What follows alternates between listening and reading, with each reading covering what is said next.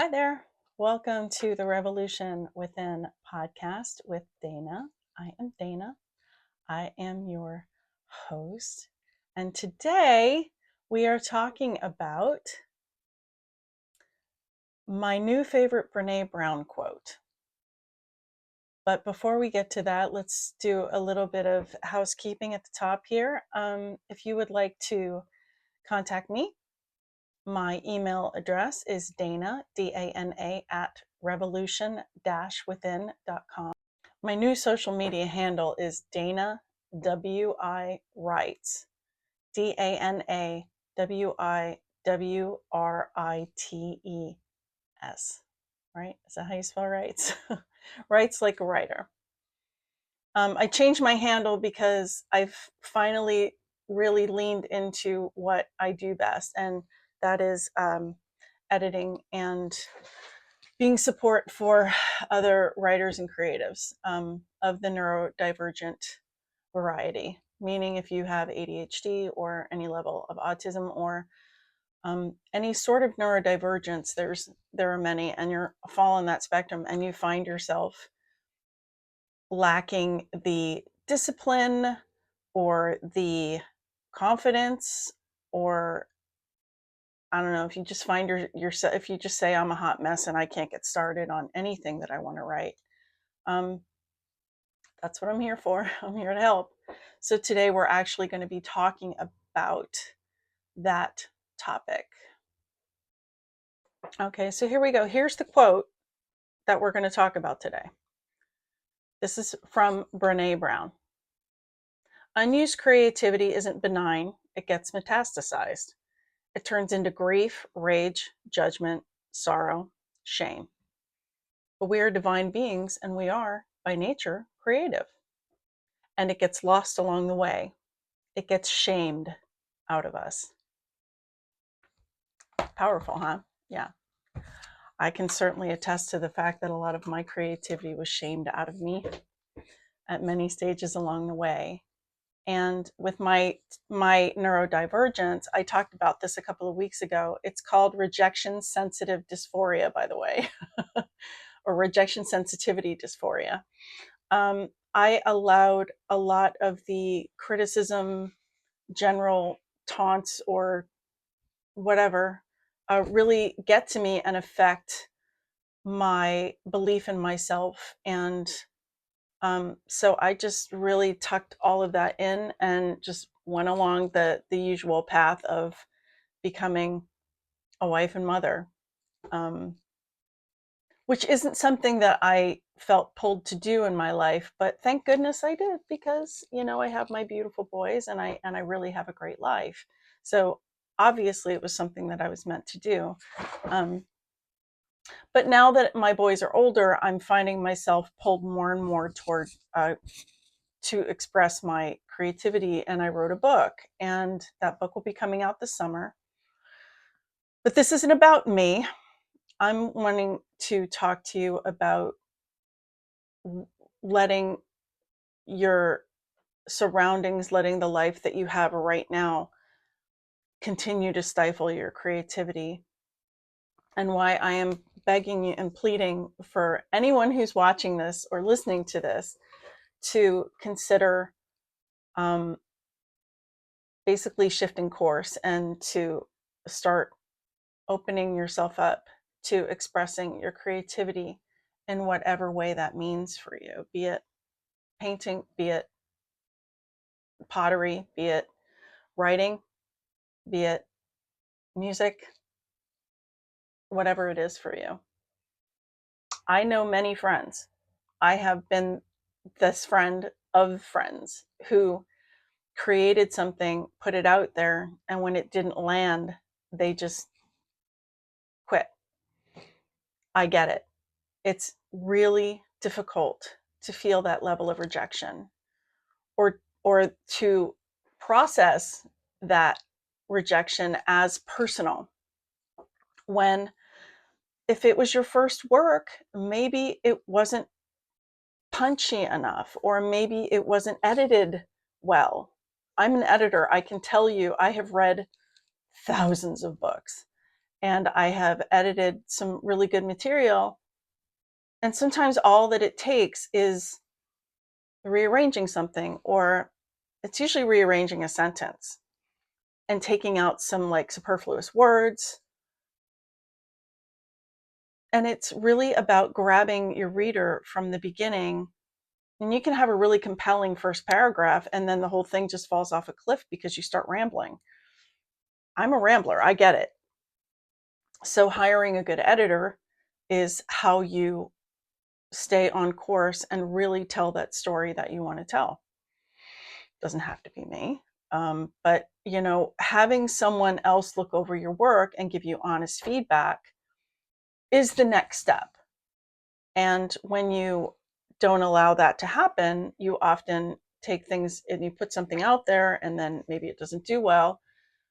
You take it super personally, and you sort of run back to your comfort zone. I'm offering this perspective because I know that people who listen to this are creatives. And I know that many of you have made an attempt to express yourself in your passion and have maybe not, it wasn't as well received as you had hoped. I've had that happen myself. I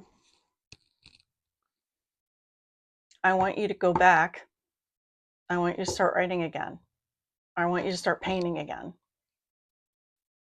And do it in the corners of your day. I know everybody says, I don't have time for that. I don't have time for that. That's an excuse. You can make time for the things that you are the most passionate about. And we get into these cycles in our lives where we allow our people-pleasing tendencies or our comfortable misery, which I've talked about before, to force us into these patterns of, I don't have time to do anything for myself. I don't have time to do creative things anymore. I have too much responsibility, or I don't have the energy for that anymore. By the end of the day, my work day, I'm exhausted. I get that. I'm the mother of two, and I help my husband run his small business, and I have a small business, and I have a million things to do. As soon as I began prioritizing my own rest and my own energy levels, my creativity blew up. And I just wrote a whole book in 3 months. Is the book good? I hope so. When you look at your life as it is right now, I want you to really examine if you are truly content and at peace with the life that you've created for yourself. Because I know I didn't create this. This happened to me. That happened to me. There are many things that are outside of our control that happen in our lives. What we can control is how we process it, how we react to it, and whether or not we hold on to it and allow it to keep us miserable, or if we allow ourselves to process it and release it. That is within your control. And that is the same thing that controls your level of creativity. If you're allowing your life, your everyday, mundane, day-to-day, go to work, come home from work, make dinner, go to bed. If you're allowing that pattern, that repetition, to stifle your creativity, you're allowing the negative things to build up within you. And I'm not saying to go out and quit your job and start, becoming this or that and start doing this and that. The happiest people that I know are people who are doing exactly what they love to do. And their finances actually reflect their passion because they figured it out they've jumped out of the matrix and they've realized that I can figure this out and I can create a life for myself that I really love. And it is not too late. Most people who start things that become very successful, all these like 30 under 30 lists and things like that, they're all fun. And I love that. I love that for people. A few of my mentors are young. But here's the thing. You can start again. You can start fresh at any age. And the only thing that's holding you back is how you think about it. Okay? For those of you listening to it, I'm pointing at my head right now.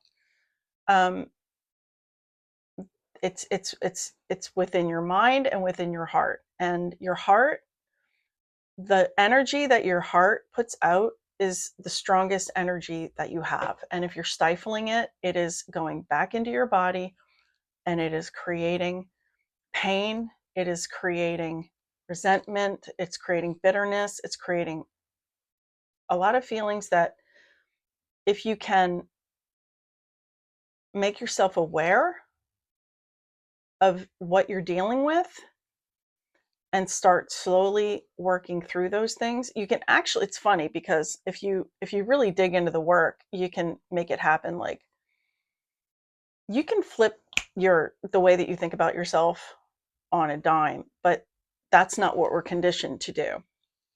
We're used to things taking so long, and all of these things take so much work. And so yeah, they do in this atmosphere, in this environment, because that's how we've been conditioned. So rather than just throwing up your hands and saying, oh, this sucks and I'm just going to live the rest of my life like this, you can decide something else. Now you could be in a place in your life where your kids are young and you're knee deep and I've been there.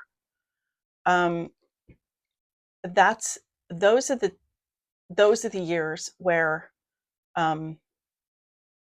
you're kind of in survival mode. And when you're in survival mode, that's when you can take just a few minutes a day and set it aside for yourself. It's vital. It is vital to take time for yourself. Not doing that nearly killed me.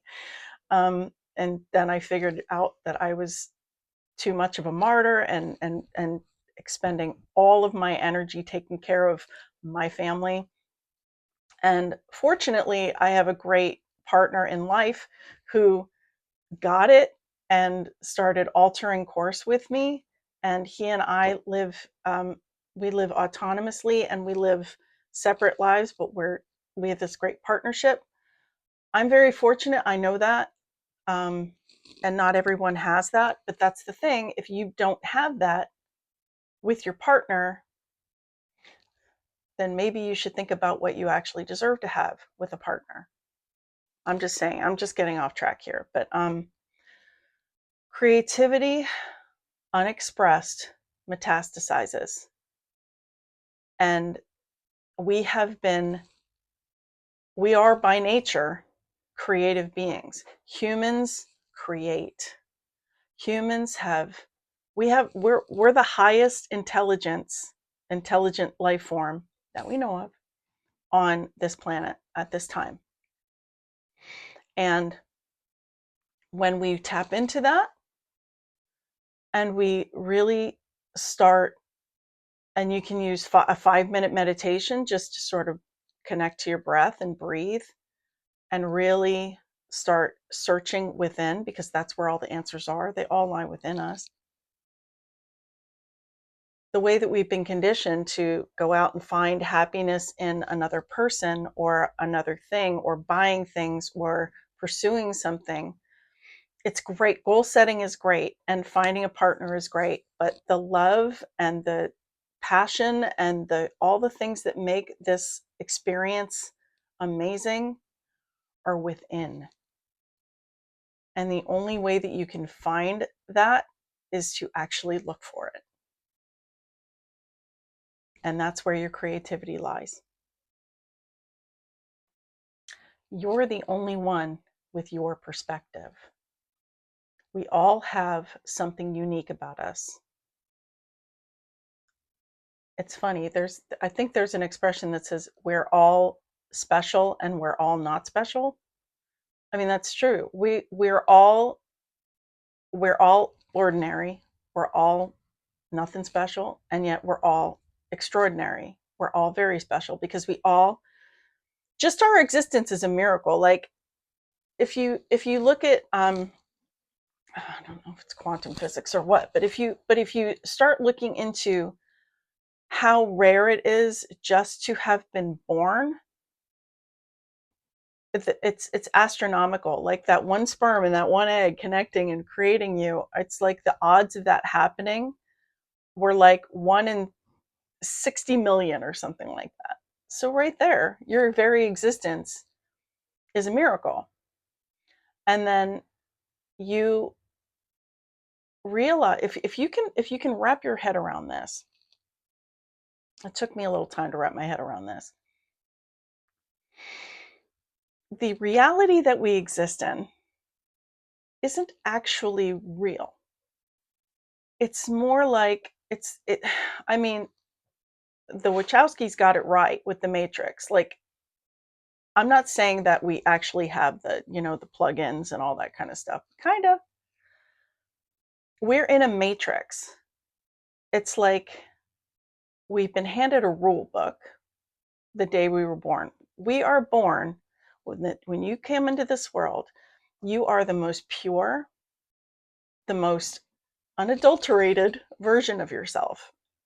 Babies haven't been touched by any sort of culture war, or the only thing we come into are our genetics. And even that isn't nearly as important as our environment in a lot of ways. We come into this world, and when we're babies, we start learning how to walk, and everything is fascinating.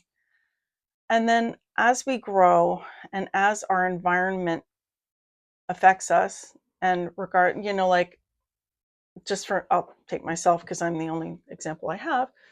As I began growing up, whenever I had something happen that was, and my reaction was really extreme, and everything was a disaster, and I was so emotional about everything, and no one knew how to deal with that. So like my family sort of would just avoid me, ignore it, react to it, of course, because they're human beings. My brother and sister could not stand me because I was a pain in the ass, and I get it. That kind of behavior is difficult to deal with when you don't have the tools to deal with it, and no one in the 80s had any tools. The toolbox didn't show up until what, like positive psychology in the early aughts? I don't know. Anyway, so having those kind of reactions to things that I wasn't prepared. And as I grew up, I took more and more things to heart, and I took things personally. And even though I did pursue music, I didn't believe in myself enough, like, and any criticism that I got, I took to heart. And I took the criticism to heart, but I didn't take the other stuff to heart, like I didn't, the things that were positive. I had so many friends telling me, wow, you're so talented. But who was I listening to? The ones who were saying, you suck. And that, I've learned, is a survival mechanism in our brains to keep us safe, because when we start like going out of the box, out of the matrix, out of the rule book that I mean, I was born into a Catholic family, so it was Catholicism, or you go out there and all these terrible things happen and blah blah blah. My father and my mom were laborers, and my dad is a blue collar guy. He's a union guy. Growing up, he got a good job. He took really good. My parents were great. They stayed together. They created a solid, stable foundation for us. And now my dad can't understand that my husband and I are entrepreneurs, because that feels really scary to him. It's very uncomfortable for him. And that is his rule book. that he followed that made sense to him. And my rule book is different because I've rewritten it. That's what my book is about, by the way. It's called Write Your Own Rule Book, Babe. And it's basically, it talks about my journey, and then all the steps that I've taken, all of the moves that I've made, all of the mindset shifts that I've had are outlined in the book, and how you can do it too. And I don't know, let me know if you're interested in getting that book, because I've read it a couple of times and I think it's pretty good. Anyway, my point is that when we're born, we have this like clean slate.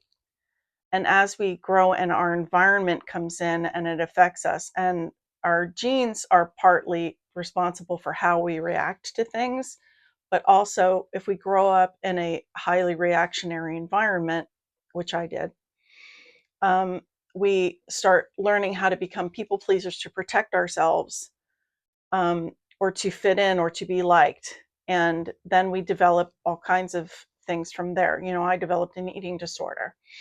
Other people start drinking, you know, and I've gone through phases where I've drank a lot of alcohol and things like that. But that's,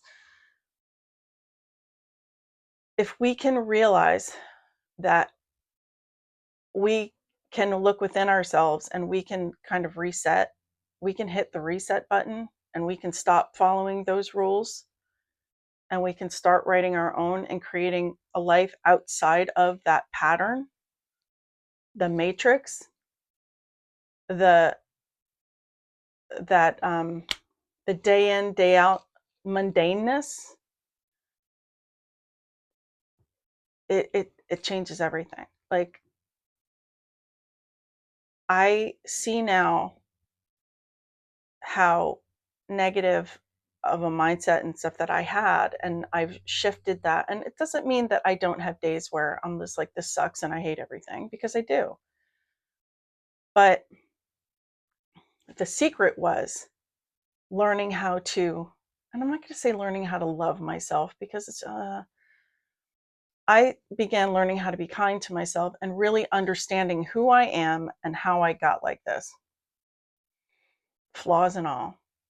I learned about the hypersensitivity dysphoria. I learned that it's not a personal rejection of me. It's just that those people and I are on different energetic levels, and you know, over the last couple of years, I've learned more and more about how I handle relationships with people through my relationship with myself, and really looking within. That's why I call my company Revolution Within, because I had a revolution within myself. And I'm 6 months out from the last friendship that ended. And I ended it because I was giving and giving and giving, and there wasn't any, the reciprocity wasn't there. I've talked about this before. It wasn't romantic, but it was a friendship, and it was a friendship that I found that I valued a lot. And when there was just this conversation that we had where it just really hit me. Oh my God, we're not friends. I'm his friend. He's not my friend. I'm a second therapist. And when that realization hit, it kind of, my heart shattered, because, you know, I was emotionally invested in this friendship. But what I took from that, this happened 6 months ago. And what I've taken from that, the growth that I've experienced from that, what I could have done was gotten all bitter and, you know, been like, oh, they're all the same. But what I did instead was, what can I learn from this? And the growth that I have experienced from that has been phenomenal. I wrote a whole book in 3 months from that growth. So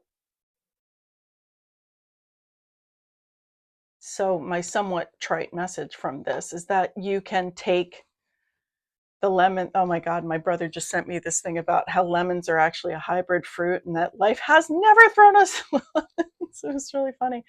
Um, you can take the lemons and make lemonade, or you can take the lemons and make, you can be really bitter, and anything in between. You know, the thing is that all of the things that are out of our control are things that we get to decide how we're going to take those adversities and make them part of our reality. We can, last week I talked about, or last episode, excuse me, I talked about becoming delightfully delusional, which I stand by. When you really learn how to dig into what you believe is possible for yourself, and the people around you tell you that you're delusional, when you develop that great relationship with yourself, you kind of chuckle and you stop taking it like, oh, maybe they're right. They're not right. I'm right about me. You get to decide. You get to choose. Doesn't matter how old you are. Doesn't matter what you look like. Doesn't matter where you live. Finances, I get it. One thing I learned that was quite profound is that I didn't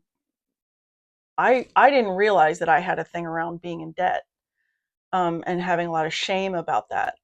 And that's the thing. I own a home. I mean, and I haven't paid it off yet. So there's debt, you know, but there are certain types of debt that are good debt and bad debt. And debt is debt. Money is energy. Money isn't even a real thing. It's like there's a vibration. It's an energy. Everything is energy. It can be exchanged. It cannot be destroyed. It can't be created. It can only be exchanged. So when you work on your energy and your vibe, your vibration, the way that you feel, your emotions are your energy expression. Everything around you starts to shift, and you start to see gratitude becomes like effortless. Like even on my worst days, when I am in this like mind, just I can still feel gratitude, and I can tell myself I now know how to get myself out of it, because I know that that is a temporary thing. Feelings are temporary. And sometimes I let myself ruminate in it, but often I have a little routine now that go into um I go into it, and I can actually lift myself up out of it now. And that is what dealing with depression is. You can manage it by practicing your way out of it. And that is basically rewiring your brain, which is what everything is. Our brains are so malleable that we can rewire them at any time. And like I've talked about this before too. It's like our thoughts and feel. It's like they're riverbeds, and the negative thoughts are the rivers, and then you have to reroute, and it can be very difficult because they're so well worn. But if you practice and you believe that you can change them, it all starts with your relationship with yourself, self-kindness. If you are kind enough to yourself that you actually allow yourself and give yourself the grace to be a fucking human being and make mistakes and repeat patterns and go back and do things over and over again that you swore you would never do again, instead of beating the shit out of yourself for it, you allow yourself the grace and say, what haven't I learned from this pattern yet? Get curious. Open the door. Don't slam it shut and nail it shut and say, nope, I'm not learning shit from this, and beat the crap out of yourself about it. Open the door. Go in. Look at it. Turn the shit over in your hands and look at it and say, what is this trying to teach me? I always tend to go down that same tangent on these, don't I? When I'm off script. Anyway, I'm going to wrap this up now. I want you to get creative. I really believe that all of the terrible things that are happening in our world are because we've been forcing ourselves to live by these rule books that we didn't write and that we don't even like. So what's your rule book look like? And where's the creativity? It can be anything. It doesn't have to be music. It doesn't have to be, you can get creative with food.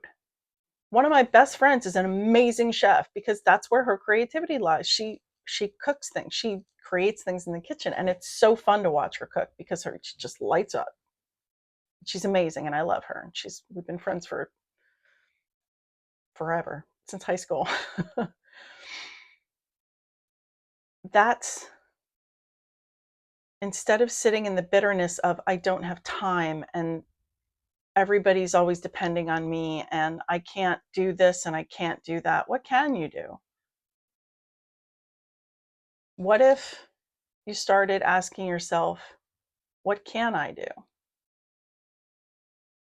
And when other people tell you that you can't do stuff, how do they know? Did they write your rule book?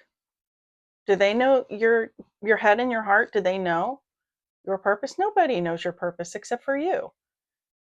And you may be sitting here thinking, oh my God, Dana, I don't know what my purpose is. You don't have to know it right now, but you can start looking within and you can start finding it, and it may change. I feel like mine's changed a lot. I didn't expect to have kids, and now part of my purpose was to bring these two kids into this realm. And I learned a lot from being a mom. I learn a lot every day from being a mom. Okay, go out there and create stuff. Let me know how it goes. Email me at dana@revolution-within.com. You can actually comment on this on YouTube. You can leave comments on Apple Podcasts because my podcast hosting thing allows comments. And I get the text. I get texted those. And I really hope that this struck a chord with you and that you're going to start allowing yourself the room, the space in your life to become really creative. Okay, guys. Well, thanks for listening.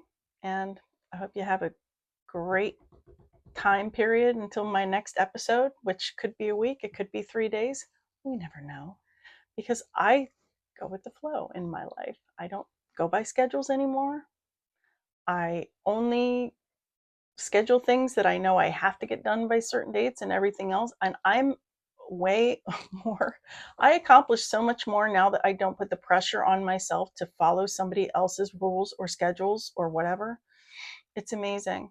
And I hope that you can reach in and find that for yourself. So thanks for listening. And remember, all will be well.